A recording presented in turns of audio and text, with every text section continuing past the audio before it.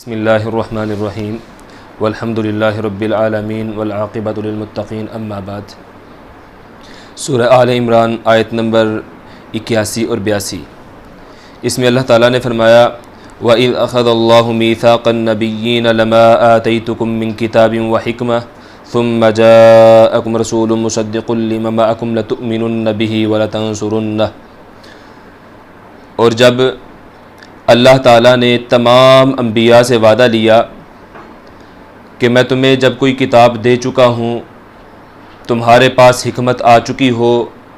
پھر تمہارے پاس رسول آئے اس چیز کی تصدیق کرتے ہوئے جو تمہارے پاس ہے، تو تم ضرور بضرور اس پر ایمان لاؤ گے اور ضرور بضرور اس کی مدد کرو گے۔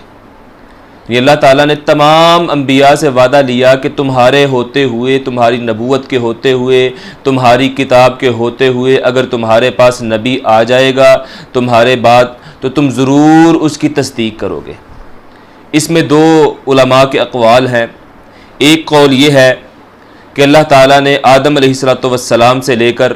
عیسیٰ علیہ السلام تک تمام انبیاء سے وعدہ لیا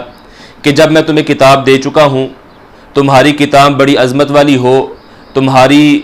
جو نبوت ہے وہ بہت زیادہ پھیل چکی ہو، تمہارے پیروکار بہت زیادہ ہو چکے ہوں، تمہیں بہت اونچا مرتبہ اور مقام بھی مل چکا ہو، اور اس کے بعد تمہارے پاس کوئی نبی آئے وہ تمہاری تصدیق کرنے والا بھی ہو، تو تم خود بھی اس پر ایمان لاؤ گے اور اپنی امت سے بھی کہو گے کہ میرے بعد جو نبی آ رہا ہے اس پہ ایمان لاؤ۔ ایک مطلب تو یہ ہے کہ آدم علیہ السلام سے لے کر عیسیٰ علیہ السلام تک اللہ تعالیٰ نے تمام انبیاء سے وعدہ لیا ہے کہ ہر آنے والا نبی اپنے سے بعد والے نبی کے بعد سے اپنے بعد والے نبی پہ ایمان لائے گا۔ ایک مطلب یہ ہے، اور دوسرا مطلب جیسے کہ عبداللہ بن عباس رضی اللہ تعالیٰ عنہ بیان کرتے ہیں کہ اللہ تعالیٰ نے آدم علیہ السلام سے لے کر عیسیٰ علیہ السلام تک تمام انبیاء سے وعدہ لیا کہ اگر تمہارے ہوتے ہوئے میرے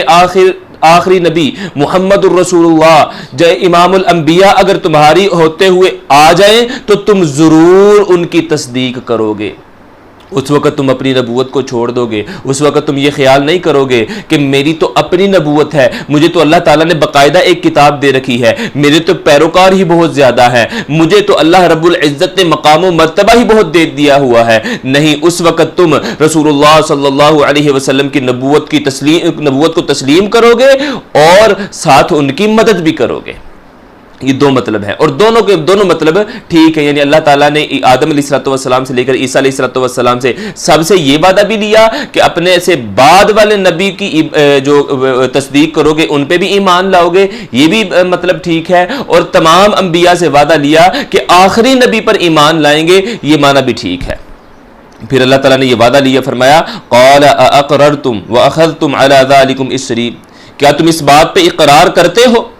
کیا تم اس بوجھ کو اٹھاتے ہو کہ تمہارے ہوتے ہوئے وہ نبی آ جائیں تو تم تسلیم کرو گے؟ قالوا اقررنا، ان سب نے اللہ تعالیٰ سے وعدہ کیا، اللہ تعالیٰ سے عہد کیا کہ اللہ ہم اقرار کرتے ہیں کہ اگر ہمارے ہوتے ہوئے کوئی نبی آ جائے گا تو ہم اس کی تصدیق کریں گے، ہم اس کی مدد کریں گے۔ قال فاشهدوا وانا معكم من الشاهدين، اللہ تعالیٰ نے فرمایا کہ پھر تم گواہ ہو جاؤ، تم بھی گواہ رہو اور میں بھی تمہارے ساتھ گواہ ہوں۔ اللہ تعالیٰ خود گواہی دیں گے اس بات پہ کہ یہ بات طے پا چکی ہے، یہ معاہدہ ہو چکا ہے، اللہ تعالیٰ یہ وعدہ لے چکے ہیں، اللہ تعالیٰ خود بھی گواہ ہیں اور رسولوں کو بھی گواہ بنایا کہ اللہ رسولوں سے یہ وعدہ بھی لیا کہ تم بھی اگر تمہارے زندہ ہوتے ہوئے نبی آ جائے گا تو تم تصدیق کرو گے، اگر تمہاری فوتگی کے بعد، اگر تمہارے اس دنیا سے رخصت ہو جانے کے بعد وہ نبی آئے گا تو تم اپنی قوم سے، اپنی امت سے وصیت کر کے جانا، اپنی امت سے وعدہ لے کے جانا کہ میرے بعد اگر محمد رسول اللہ آ جائیں تو تم ضرور ان کی تصدیق کرو گے۔ فمن تولی بعد ذلک، انبیاء سے تو یہ انبیاء نے تو وعدہ کر لیا، اس کے بعد اگر انبیاء کے بعد یہ اہل کتاب تھے جب اللہ کے نبی صلی اللہ علیہ وسلم تشریف لائے. اہل کتاب عیسیٰ علیہ السلام کو ماننے والے, موسیٰ علیہ السلام کو ماننے والے, اپنے آپ کو انبیاء ابناء اللہ کہنے والے, اپنے آپ کو اللہ تعالیٰ کا محبوب کہنے والے, یہ موجود تھے جب نبی صلی اللہ علیہ وسلم آئے. لیکن انہوں نے تصدیق نہ کی تو اللہ تعالیٰ نے کیا فرمایا, فمن تولی بعد ذلک, یہ معاہدہ ہو جانے کے بعد, یہ وعدہ ہو جانے کے بعد, یہ میثاق طے پا جانے کے بعد جو پھر جاتا ہے, فاولئک هم الفاسقون, پھر یہی لوگ حقیقت کے اندر فاسق ہیں, پھر یہی لوگ اللہ کے نافرمان ہیں, پھر یہی وہ لوگ ہیں جنہوں نے وعدے کو توڑا ہے, جنہوں نے میثاق کو مکمل نہیں کیا. جو اللہ کے نبی صلی اللہ علیہ وسلم پر ایمان نہیں نہ لاتا وہ فاسق ہے. جیسے ایک حدیث کے اندر آتا ہے کہ نبی صلی اللہ علیہ وسلم نے فرمایا, اہل کتاب میں سے جو بندہ میرے بارے میں سن لیتا ہے اگر وہ ایمان نہیں نہ لاتا تو وہ جہنم میں داخل ہوگا. اللہ تعالی ہمیں محفوظ فرمائے.